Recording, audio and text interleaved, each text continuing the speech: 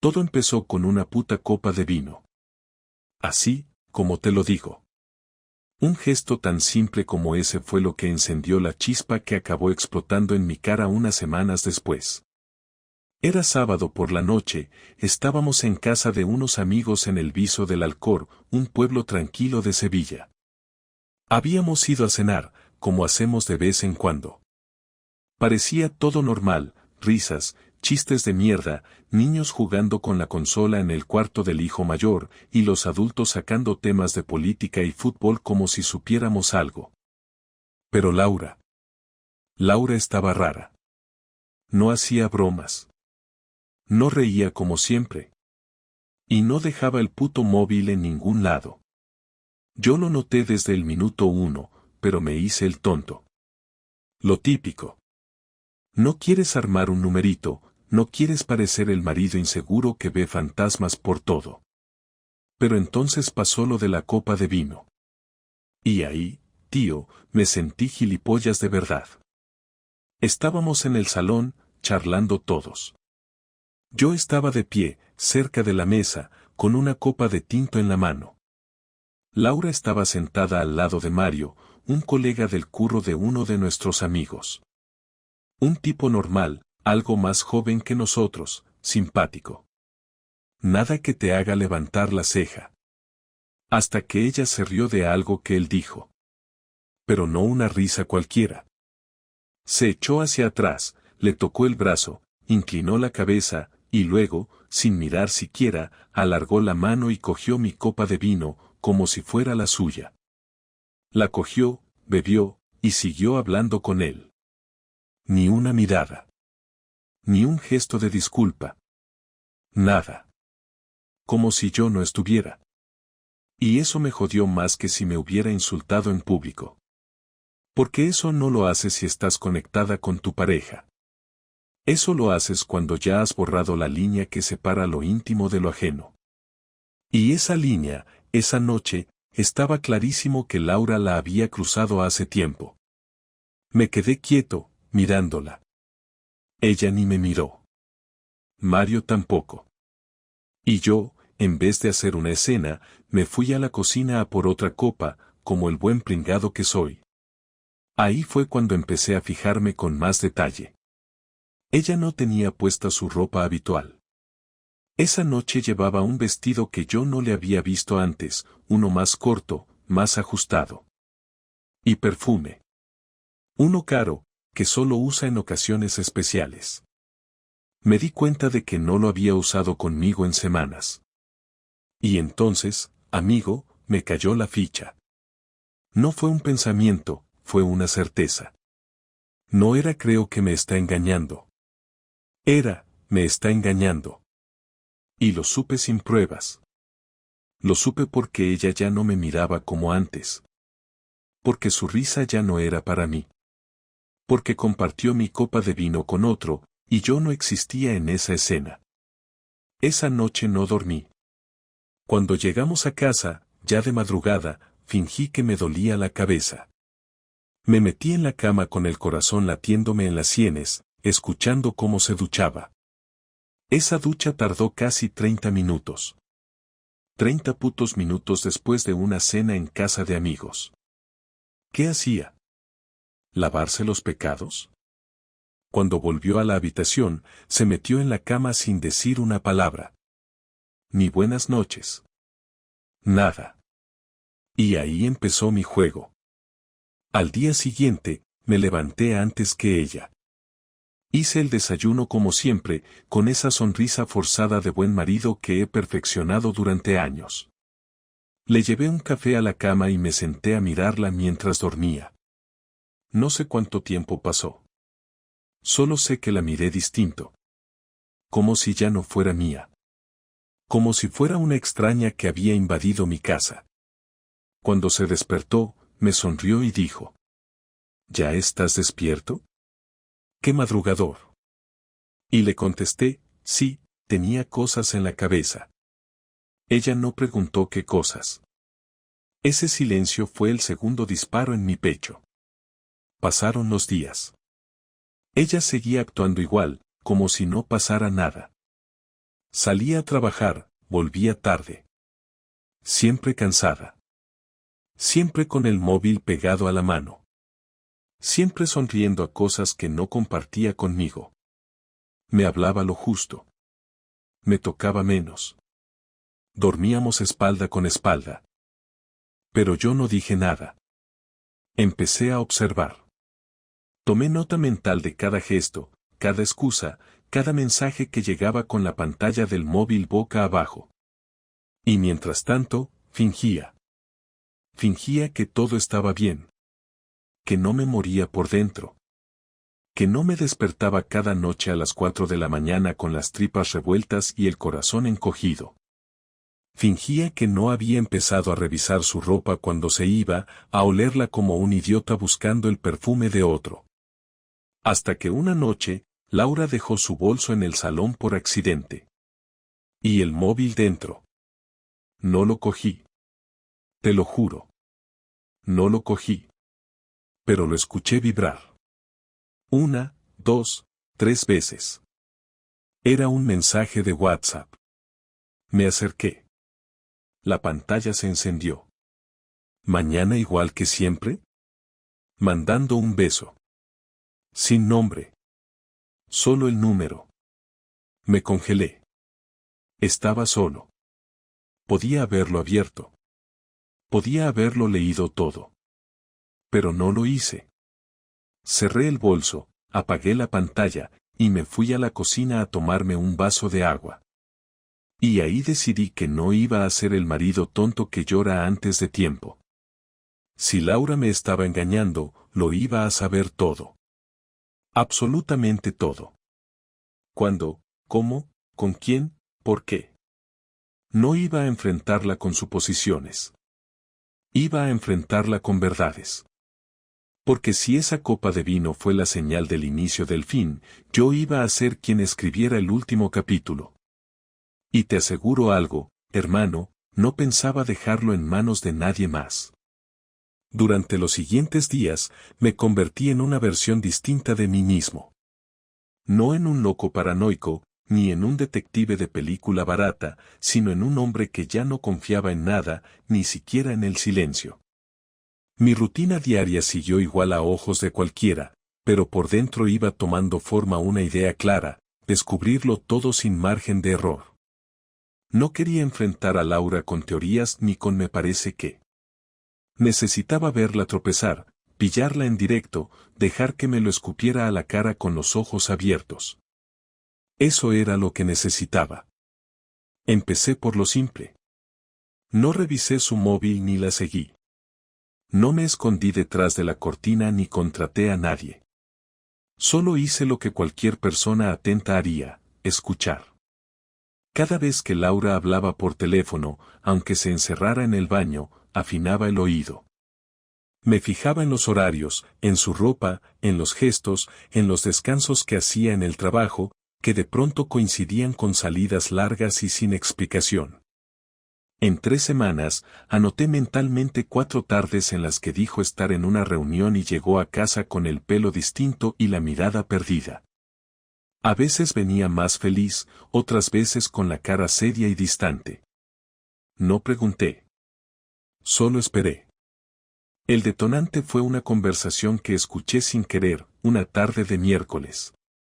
Yo había salido antes del trabajo porque se canceló una reunión. Llegué a casa a las 5, mucho antes de lo habitual. Cuando abrí la puerta, lo primero que escuché fue su risa. Estaba al teléfono, en la cocina, hablando bajito pero con tono juguetón. Me quedé inmóvil en la entrada, sin hacer ruido. No por cobarde, sino porque necesitaba escuchar. No llegué a oír el nombre de la persona, pero sí frases como no sé si puedo escaparme esta semana, no, el sábado no, porque está con su familia y tú también, pero no seas cerdo que me heló la sangre. No entré. Me di la vuelta, cerré la puerta despacio, y me fui a dar una vuelta por el barrio. Caminé durante media hora sin rumbo, sin saber qué hacer con las manos ni con la cabeza. Lo que más me jodía no era el engaño en sí. Era el descaro. El hecho de que lo hiciera en nuestra casa, usando nuestra cocina, con su tono dulzón de siempre, como si yo fuera un mueble más. Esa risa, esa manera de decir cerdo como si tuviera 17 años y estuviera tonteando con el del instituto, me revolvió el estómago. No me daba pena. Me daba asco. Esa noche actué normal. Cenamos viendo la tele. Ella hizo una tortilla francesa y yo lavé los platos. Me preguntó qué tal el día y le dije que bien, que estaba cansado. Me miró como si quisiera decir algo más, pero se calló. Supuse que se preguntaba si me había dado cuenta. Estaba en su mirada, en la forma en que evitó cruzar los ojos conmigo más de 2 segundos. No dijo nada más. Se fue a la cama temprano, fingiendo tener sueño. Yo me quedé en el sofá, con la tele puesta pero sin verla, repasando cada escena del día en mi cabeza. La siguiente fase fue la de la comprobación. Un viernes, cuando salió a trabajar, dejé que pasara media hora y luego entré en el baño. Encontré su neceser abierto, algo raro en ella porque es maniática del orden. Había un paquete nuevo de toallitas íntimas, perfume distinto y una caja de preservativos. Nuevos. Cerrados. Comprados hace poco. Nosotros no usábamos condones desde hace años. No por un tema romántico, sino porque llevábamos tiempo sin acostarnos. Últimamente, si llegábamos a tocarnos una vez cada 3 semanas, era mucho. Y cuando lo hacíamos, parecía que estaba distraída. Como si pensara en otra cosa. Ahora sabía en qué. Ese viernes no volví al trabajo. Me tomé el día libre. Me senté en la cocina con el portátil, el móvil cargado, y un papel en blanco. Escribí la dirección de su oficina, los horarios, y empecé a buscar. Descubrí que los viernes, a partir de las 2, no tenía reuniones. A veces decía que iba a hacer compras o que tenía una comida con compañeras. Decidí comprobarlo. Al viernes siguiente, salí con el coche 20 minutos después que ella. La seguí sin que se diera cuenta. Fue directo al centro de Sevilla, aparcó en una calle cerca del puente de Triana y caminó hacia un bar pequeño, uno de esos modernos con mesas altas y luz tenue. Me quedé dentro del coche, con las ventanas bajadas y la vista fija en la puerta. No tardó ni 10 minutos en aparecer él. No hacía falta presentación. Un hombre de unos 35, camisa abierta hasta el segundo botón, barba recortada, sonrisa de vendedor. Se saludaron con 2 besos que duraron más de la cuenta. No se abrazaron, pero ella se acomodó el pelo y él le puso la mano en la espalda al entrar. Era suficiente. El cuerpo humano no miente, y el de ella menos. Se movía distinta. No como cuando iba conmigo a cenar y se sentaba con el móvil encima de la mesa. Con él se reía, lo miraba de frente, se acercaba al hablar. Estuvieron 1 hora y 40 minutos allí. Después salieron caminando hacia la Alameda. Yo lo seguí a distancia, bajando el ritmo cuando giraban la cabeza. No entraron en ningún hotel. No se besaron. Pero el lenguaje corporal era suficiente para entender lo que estaba pasando. Cuando se separaron, ella se fue hacia el metro y él volvió caminando solo. Yo me quedé en el coche un rato más, respirando con dificultad, como si me faltara el aire. No tenía dudas ya. Solo bronca. Esa noche, no dije nada. Cociné yo, puse vino en la mesa y le pregunté cómo le había ido el día. Me dijo que había estado con Carmen, una compañera de la oficina, comiendo en un japonés nuevo. Le pregunté si estaba bueno. Dijo que sí, que un poco caro, pero bien. Y yo le respondí que me lo apuntaba, que a lo mejor un día me pasaba. No me miró. Solo se encogió de hombros. En ese momento, entendí que podía seguir fingiendo, o podía empezar a mover las fichas. No iba a llorar. No iba a rogar. pero tampoco iba a quedarme quieto. Lo que ella no sabía era que yo ya lo sabía todo. Lo que venía después no iba a ser bonito, ni justo, ni civilizado. Pero iba a ser mío. El día que decidí enfrentarla no fue planificado. No había hecho un guión, no tenía discursos preparados, ni sabía cómo iban a salir las palabras. Simplemente se dio, como si todo lo que había ido acumulando dentro hubiera estado esperando una mínima grieta para salir. Fue un martes, hacía calor, y ella había llegado a casa más tarde de lo normal. No dio explicaciones, dejó el bolso en la mesa del comedor, fue directa al baño y luego se encerró en el dormitorio para cambiarse. Yo estaba en la cocina, sentado con una cerveza abierta que llevaba media hora sin tocar. Sentía el cuerpo tenso, como si hubiera corrido una maratón, pero no me había movido en todo el día. Cuando la escuché salir del cuarto, supe que no iba a aguantar una noche más fingiendo. Se acercó al salón, me vio sentado y me dijo con su tono habitual de quien quiere sonar relajada, ¿no cenas? Le respondí sin levantarme, mirándola directamente a los ojos, ¿con quién has estado esta tarde, Laura? Se quedó quieta, ni un parpadeo, ni un gesto de sorpresa, ni un intento de ganar tiempo con una pregunta. Simplemente se apoyó en el marco de la puerta y respiró hondo antes de contestar, con Carmen, ya te lo he dicho. Le pedí que no mintiera, que no me hiciera perder el poco respeto que aún quedaba entre nosotros. Me miró de nuevo, con esa expresión que mezcla rabia y miedo, y me soltó un no empieces tan seco que me dio más certeza que cualquier prueba. Me levanté despacio y me acerqué sin gritar. No me hacía falta. Tenía una calma que no había sentido en semanas. Le dije que sabía dónde había estado, con quién y desde cuándo. Que había visto todo con mis propios ojos, que no tenía que imaginarme nada porque lo había comprobado. Intentó mantener la compostura, pero le tembló el labio. Dijo que no sabía de qué hablaba. Yo la interrumpí y repetí, con Dani, el del gimnasio. Los viernes en Triana. En el bar pequeño de las luces cálidas. 1 hora y 40 minutos. La mirada le cambió en un segundo. No dijo nada. Solo bajó la cabeza. Durante unos segundos reinó un silencio espeso. Me di cuenta de que ya no necesitaba escuchar una confesión. Lo que había en sus ojos era más que suficiente. Aún así, quise oírlo. Le pedí que me dijera la verdad, que me lo dijera sin rodeos, sin adornos. Ella se sentó, cogió la botella que estaba en la mesa y bebió directamente del cuello. No me miraba. Murmuró algo que no entendí y le pedí que repitiera. Entonces levantó la cabeza y lo dijo con una frialdad que me atravesó el pecho, sí, he estado con él. No fue planeado. Pasó.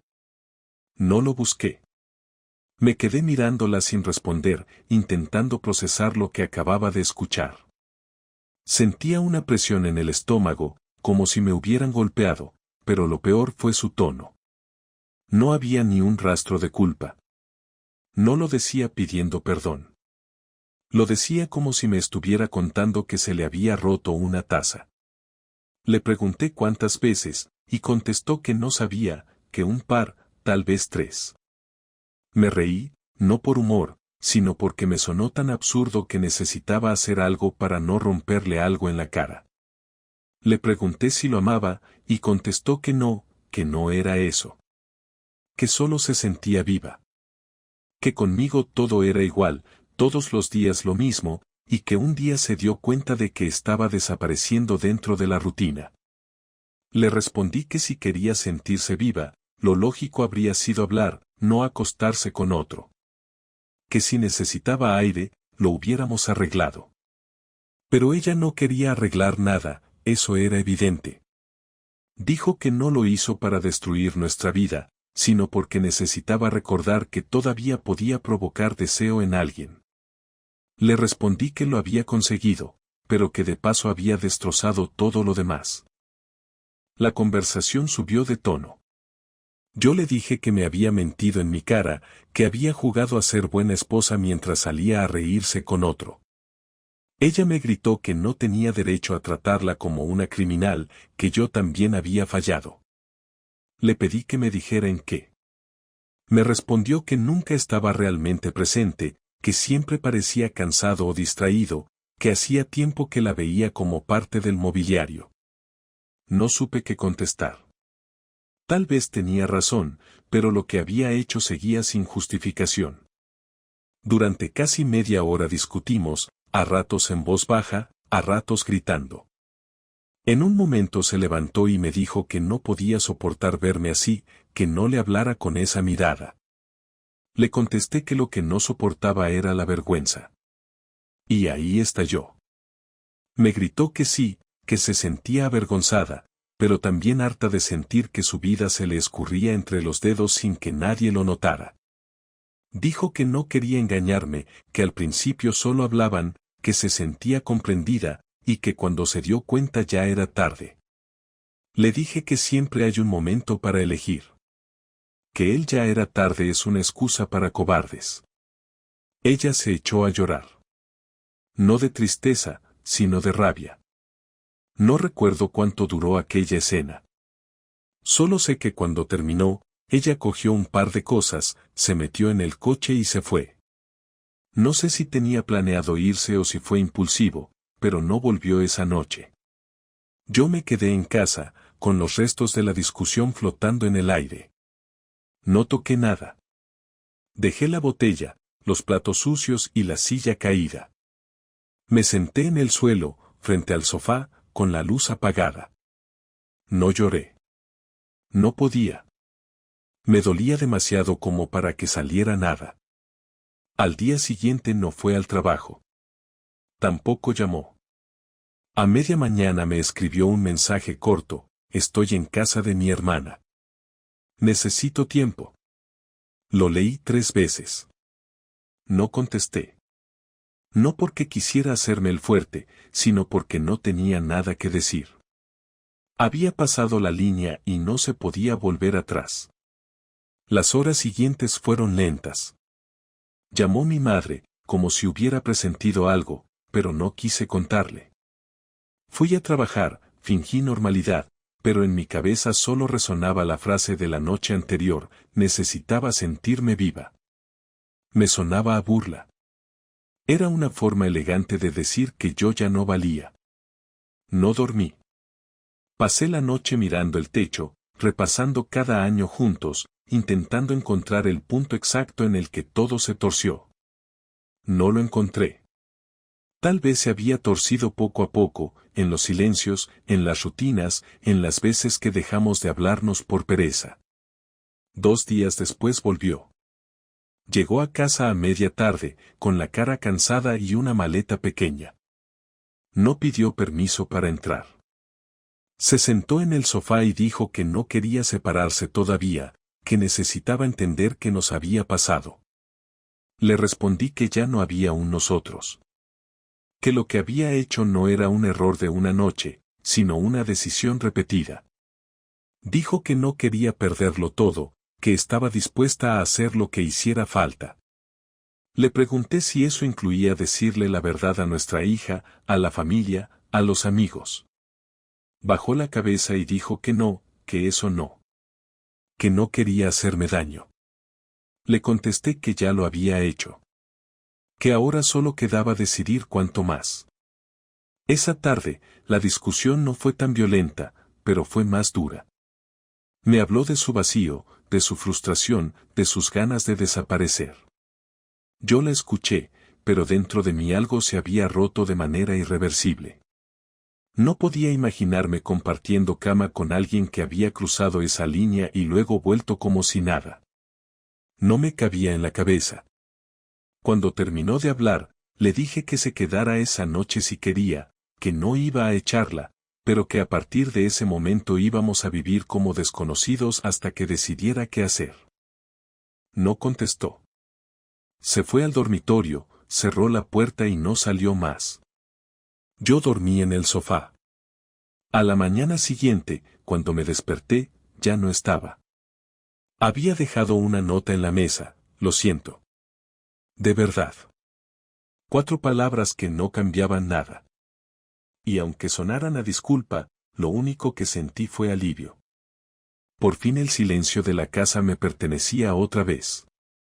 Los días que siguieron fueron extrañamente tranquilos. Laura no volvió a casa y yo no fui a buscarla. No hubo mensajes ni llamadas, como si los dos entendiéramos que cualquier cosa que dijéramos en ese momento solo empeoraría las cosas. En lugar de eso, nos sumergimos en un silencio incómodo, el tipo de silencio que solo existe entre dos personas que lo han dicho todo, incluso lo que no querían decir. Durante las primeras 48 horas sentí algo parecido a la paz, como si por fin tuviera espacio para respirar. Pero luego vino el vacío, no el emocional, sino el práctico. La nevera medio vacía, la ropa sin lavar, la casa en un estado intermedio entre el desorden y la rutina interrumpida. Es curioso cómo alguien puede desaparecer y dejar su forma en el ambiente. Todo olía a ella, todo tenía sus huellas, pero no había rastro humano. Me costaba caminar por la casa sin detenerme frente a sus cosas. El secador en el baño, el cepillo de dientes aún en su sitio, las zapatillas debajo de la cama. No me sentía fuerte ni digno, solo cansado. Un sábado, una semana después de la última vez que hablamos, decidí que no podía quedarme en esa pausa indefinida. Si ella no pensaba dar el siguiente paso, lo daría yo. No para cerrar con dignidad ni para encontrar respuestas, sino porque no quería seguir dependiendo del tiempo que ella necesitara para entenderse a sí misma. Ya sabía lo que había hecho, ya había confesado, y si aún no entendía el alcance de su traición, no era mi problema. Organicé todo de forma rápida. Fui a ver a un abogado el lunes siguiente, uno que me recomendó un amigo que había pasado por un divorcio complicado el año anterior. Me recibió con cara de estar acostumbrado a ver tipos como yo, hombres que llegan con mirada apagada y voz baja, pero que por dentro están sosteniéndose con pinzas. Le conté lo básico, sin entrar en detalles sentimentales. Me preguntó si había hijos, le dije que no, que solo nosotros dos, y asintió con alivio.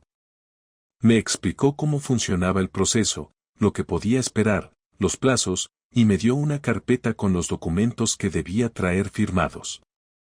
Le dije que necesitaba unos días para pensarlo. Me respondió que no era raro, que muchos venían y no volvían.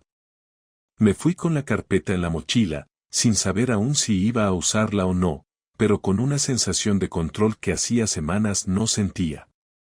La misma tarde que salí del despacho del abogado, Laura me llamó. No fue un mensaje ni una nota, sino una llamada directa, inesperada, como si hubiera sentido que estaba a punto de hacer algo definitivo. Atendí sin pensarlo. Su voz sonó cansada, como si no hubiera dormido bien en días. Me preguntó si podíamos vernos.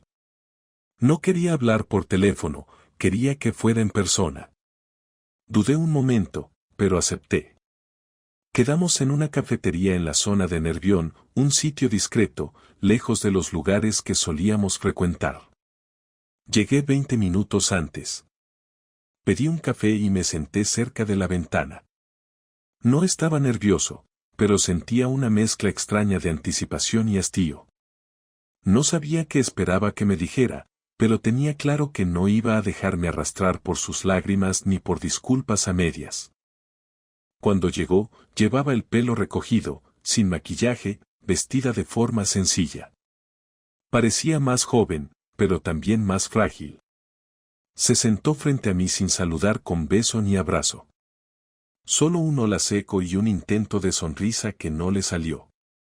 Le pregunté directamente qué quería. Me dijo que había estado pensando mucho, que no sabía cómo empezar, que no esperaba que la perdonara, pero que necesitaba explicarse. Le contesté que no hacía falta que lo hiciera, que ya había entendido todo. Me interrumpió y dijo que no lo entendía, porque ni ella misma lo entendía del todo. Dijo que desde hacía un año sentía que algo en su interior se estaba rompiendo, que cada día que pasaba con nuestra rutina la hacía sentir más invisible, que empezó a hablar con Dani sin intención de cruzar ninguna línea, pero que un día se dio cuenta de que se sentía más viva hablando con él que compartiendo silencio conmigo en el sofá. Le pregunté por qué no me lo dijo. Me dijo que tenía miedo, que pensaba que era una fase, que se le pasaría, que no quería perderlo todo por una confusión. Le dije que lo perdió igual, y que ahora solo quedaba enfrentar las consecuencias. Hablamos durante casi una hora. No hubo gritos ni lágrimas. Solo verdades incómodas, respuestas que llegaban tarde y silencios que ya no significaban nada. Me dijo que no estaba segura de querer separarse. Le pregunté qué otra opción había. Me respondió que quería intentarlo, que pensaba ir a terapia, que necesitaba reconstruirse antes de tomar una decisión definitiva. Le contesté que esa opción la tuvo antes de meterse en la cama con otro. Me miró sin decir nada. Pagamos la cuenta a medias y nos fuimos en direcciones opuestas. Esa misma noche, llené la carpeta del abogado con los documentos necesarios. No lo hice por venganza, sino por necesidad. No podía seguir girando en torno a una persona que me había empujado al borde y ahora pedía tiempo para decidir si me quería o no. Al día siguiente volví al despacho y firmé todo. La cara del abogado cambió. Ahora sabía que yo sí volvería. Me explicó que en unas semanas Laura recibiría la notificación formal. Le pedí que no la llamara, que prefería decírselo yo. Me dijo que era mi derecho, pero que no era necesario. Aún así, insistí. Esa noche, la llamé y le dije que ya estaba en marcha el divorcio. Que no había vuelta atrás, que no iba a esperarla, ni a darle más oportunidades. Me pidió que al menos lo pensáramos un poco más. Le respondí que yo ya había pensado suficiente. Me agradeció haber sido honesto. Le deseé suerte, y colgué. Así terminó todo. No con un portazo, ni con una escena, sino con 2 frases sin emoción. Me quedé sentado frente al móvil, mirando la pantalla apagada, y por primera vez en semanas, sentí que podía dormir tranquilo. No feliz, no liberado, pero al menos tranquilo. El daño ya estaba hecho. Ahora solo quedaba vivir con las consecuencias. Y eso, por fin, dependía solo de mí. La mañana en que Laura recibió la notificación del divorcio, no hubo llamada, ni mensaje, ni correo. Lo supe porque una amiga en común, Beatriz, me escribió por WhatsApp después de comer. Me preguntó si estaba bien, si necesitaba algo, y aunque no lo dijo directamente, se notaba que ya sabía lo esencial. Le respondí que estaba bien, que agradecía el gesto, y no pregunté cómo se había enterado. No me importaba. Estábamos en un punto en el que la historia empezaba a salir a la luz, y no tenía interés en proteger a nadie de la versión real de los hechos. Si Laura decidía contar su parte como le diera la gana, era su problema, pero la mía ya estaba escrita, firmada y entregada. Aún así, no esperaba que viniera a buscarme. Esa misma noche, apareció en casa sin avisar. Tocó el timbre como si todavía viviera aquí, como si la puerta pudiera abrirse con un gesto automático. Abrí sin emoción. La vi parada ahí, con la cara descompuesta, el pelo suelto y una bolsa pequeña colgando del hombro. No parecía tener un plan, ni siquiera una excusa. Solo me dijo, ¿podemos hablar? Le hice un gesto con la cabeza para que entrara. Caminó hasta el salón como si aún fuera suyo, como si no hubieran pasado semanas desde la última vez que estuvo aquí. Se sentó en el sofá sin mirarme. Yo no me moví de la entrada. La vi respirar profundo antes de hablar. Dijo que había recibido los papeles, que no esperaba que lo hiciera tan rápido, que pensaba que todavía podíamos hablarlo. Le respondí que ya habíamos hablado todo, que lo que quedaba eran los trámites y que no iba a frenar el proceso. Ella empezó con el mismo discurso de siempre.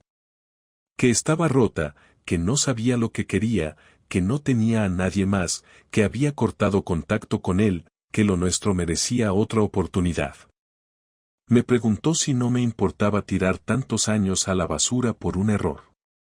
Le contesté que los años ya estaban tirados desde que ella decidió hacer lo que hizo, y que si había algo que me importaba era recuperar mi vida sin tener que seguir compartiéndola con alguien que había elegido traicionarme mientras dormía a su lado.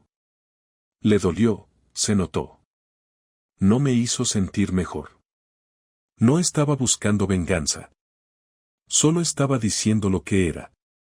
Se quedó callada un rato. Miraba el suelo. Luego dijo algo que no esperaba: si quieres vengarte, hazlo. Pero no me saques de tu vida como si nunca hubiera existido. Me dio tanta vergüenza ajena que ni siquiera respondí de inmediato. Le pregunté si de verdad pensaba que esto se trataba de venganza. Le dije que si fuera por venganza, habría enviado las fotos que tenía de ella con Dani a su jefe, a sus padres o a nuestras amistades. Que si fuera por venganza, habría hecho público todo lo que sabía. Pero no lo hice, porque no me interesaba destruirla, solo quería que desapareciera de mi historia personal. Ella se levantó, caminó hasta la estantería donde teníamos los libros, y miró uno que habíamos comprado juntos en un viaje a Barcelona hace 5 años. Lo cogió, lo abrió, leyó algo en la contraportada, y lo volvió a colocar. No dijo nada. Después, me preguntó si de verdad estaba seguro de que no quedaba nada entre nosotros. Le dije que sí. Que la quería, pero no como pareja. Que la idea de acostarme con ella ahora me resultaba imposible, que no podía besarla ni abrazarla sin pensar en lo que hizo, en cómo se sintió al hacerlo, en cómo volvió a casa y me miró a la cara sin decir nada. Me escuchó sin interrumpir, sin tratar de justificar. Me pidió un vaso de agua. Se lo llevé sin decir palabra. Lo bebió de un trago. Me miró de nuevo y me dijo que no sabía cómo seguir con su vida sin esto. Le contesté que no era mi problema. Me pidió recoger sus cosas en los próximos días. Le dije que no había prisa, pero que no quería verla aquí cada semana. Que viniera, recogiera lo suyo en un solo viaje, y ya. Asintió. Dijo que entendía. Que se lo merecía. Le respondí que no era cuestión de merecer. Que esto no era un castigo, sino una consecuencia. Que había gente que comete errores y pide perdón, y otra que destruye algo sin pensar y luego pretende que todo se arregle con una charla. Ella eligió en qué grupo estar. Antes de irse, me miró como si quisiera abrazarme. Pero no lo hizo. Agarró la bolsa, caminó hasta la puerta, y antes de salir dijo: no sé si algún día vas a poder perdonarme. Pero yo nunca voy a poder perdonarme por lo que te hice. Cerré la puerta sin responder. No porque no tuviera que decir, sino porque ya no era mi trabajo ayudarla a sentirse mejor con sus decisiones. Esa noche dormí de un tirón. Por primera vez desde que todo empezó, no tuve sueños raros, no me desperté sudando ni con el corazón acelerado. Me levanté temprano, preparé café, y me senté a leer los papeles del divorcio otra vez. Todo estaba claro. Las cuentas, la vivienda, los bienes. Había hecho las cosas bien, sin dejar cabos sueltos. Le había cedido lo justo, sin ser generoso, pero sin ser cruel. No me interesaba empobrecerla, solo quería cerrar la historia sin volver a mirarla. Durante las semanas siguientes, mantuvimos contacto mínimo. Solo correos sobre cosas prácticas. Coordinamos el día que vendría a buscar sus pertenencias. Llegó en un coche de alquiler con su hermana. No me habló más de lo necesario. No intentó nada. Ni disculpas, ni conversación. Cargaron todo en 2 horas. Antes de irse, me dejó una caja pequeña en el recibidor. Dijo que era mía, que no quería llevarse nada que me perteneciera. Dentro había fotos, cartas viejas, regalos de aniversario. No las toqué por días. La caja quedó en el suelo, al lado del perchero, como si pesara 1 tonelada. El día que firmamos ante notario, no hubo ceremonia emocional. Nos saludamos con la cabeza, firmamos, respondimos las preguntas legales, y salimos por separado. Cuando puse el pie en la calle, no sentí alivio, ni tristeza, ni furia. Solo una especie de cansancio resignado, como cuando terminas una mudanza larga y sabes que aún falta desempacar. Me fui caminando hasta un bar que solía frecuentar antes de conocerla. Me senté solo, pedí una cerveza y respiré. No pensé en ella. No pensé en mí. Solo estuve ahí, dejando que el mundo siguiera sin mí por unos minutos.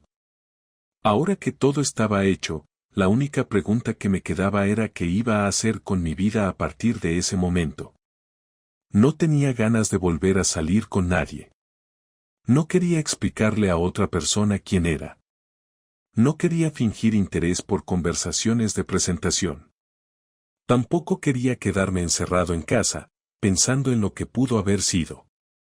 Estaba entre dos zonas grises, y aunque no sabía aún hacia dónde iba a moverme, tenía claro que no iba a quedarme en el mismo sitio donde ella me dejó parado.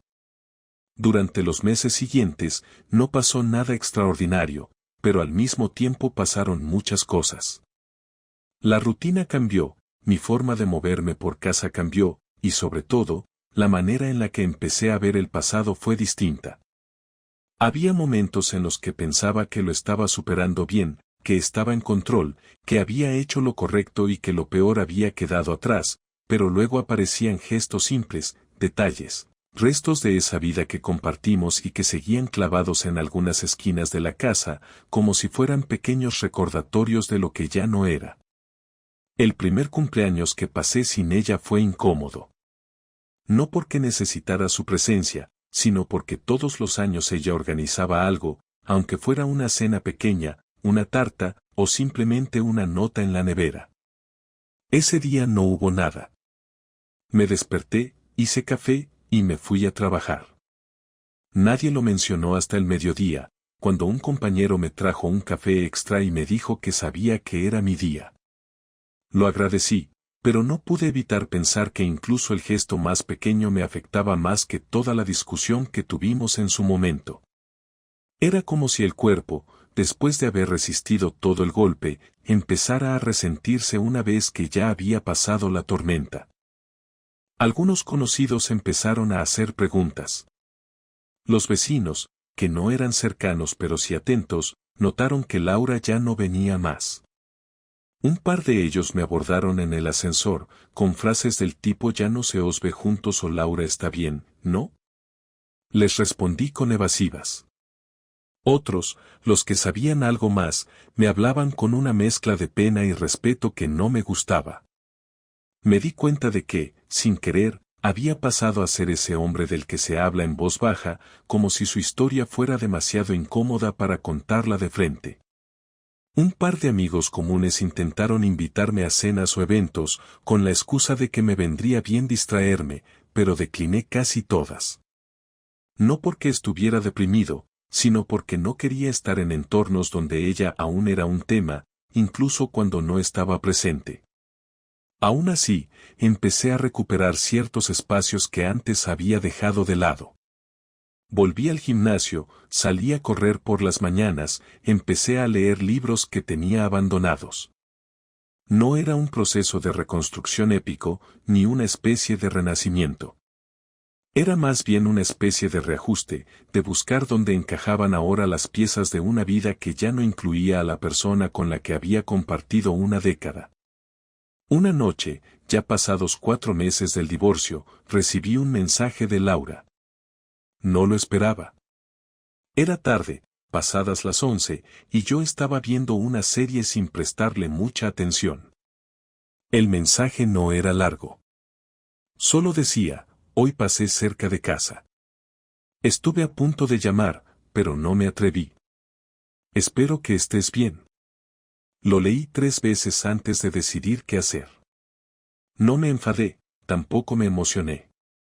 Solo me pregunté qué sentido tenía que apareciera de nuevo ahora, como si todo pudiera reactivarse con una frase. No respondí. Apagué el móvil y me fui a dormir. A la mañana siguiente lo volví a encender. Había otro mensaje, más corto aún: perdón por molestar. Ese sí me generó algo, pero no era compasión, era molestia.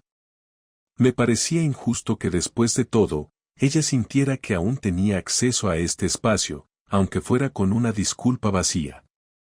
Pasaron otros días sin contacto. Pensé que ahí quedaría todo, pero una tarde, mientras salía de trabajar, me la crucé. No fue una coincidencia del todo, porque era una zona donde ambos solíamos pasar por temas de trabajo, pero aún así me sorprendió. Venía caminando con una bolsa, auriculares puestos, y al verme se detuvo en seco. Dudó un instante y luego se acercó. Nos saludamos con un gesto de cabeza, sin sonrisa. Ella fue la primera en hablar. Dijo que no esperaba verme, que estaba de paso.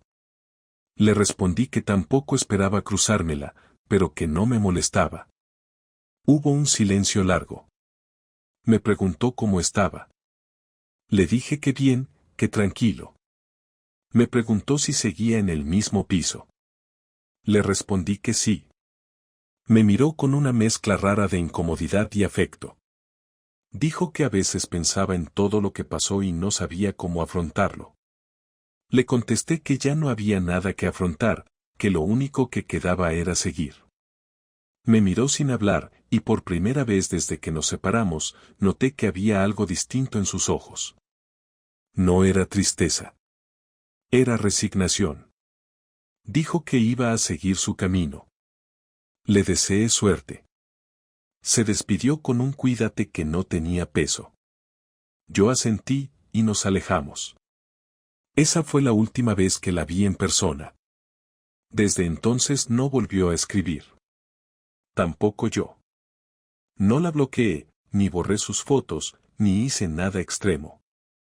Simplemente dejé que su presencia se diluyera. Pasaron 6 meses, y una noche, mientras hablaba con un amigo en una terraza, me di cuenta de que había pasado todo el día sin pensar en ella. No una vez. No sentí culpa, ni alegría, solo una especie de aceptación silenciosa. Sabía que esa era la señal de que había salido del túnel. No porque la hubiera olvidado, sino porque ya no ocupaba espacio emocional en mi día a día. La herida se había cerrado, con sus marcas y todo, pero cerrada al fin. Desde entonces, he retomado muchas cosas. He conocido gente nueva, pero sin prisa. He empezado a viajar otra vez, a hacer planes sin pensar si a otra persona le gustaría o no. He dejado de explicar lo que pasó. Ya no siento la necesidad de justificarme, ni de dar detalles. Si alguien pregunta, digo que nos separamos, y con eso basta. Lo que pasó entre nosotros fue privado, y aunque dolió, me enseñó a entender hasta qué punto puede uno confiar en su intuición. Porque lo supe desde el principio, desde aquella noche en casa de los amigos, cuando cogió mi copa como si no existiera. Lo supe sin pruebas, y lo confirmé con los hechos. No me hizo más fuerte. No me hizo mejor persona. Pero me hizo más consciente de que uno puede estar en la misma habitación con alguien durante años y no conocer lo que realmente piensa. Ahora vivo tranquilo. No soy más feliz que antes, pero soy más libre. Me despierto sin miedo, sin sospechas, sin estar pendiente del teléfono de nadie. Como solo, duermo solo, pero no me siento solo. Tengo paz. Y eso, después de todo lo que viví, ya es bastante. No quiero volver a esa etapa donde todo giraba en torno a entender por qué alguien hace lo que hace. Ya no busco explicaciones. Solo sigo adelante. Porque lo único que sé con certeza, después de todo, es que no quiero volver a estar con alguien que, cuando tenía que elegirme, eligió a otro.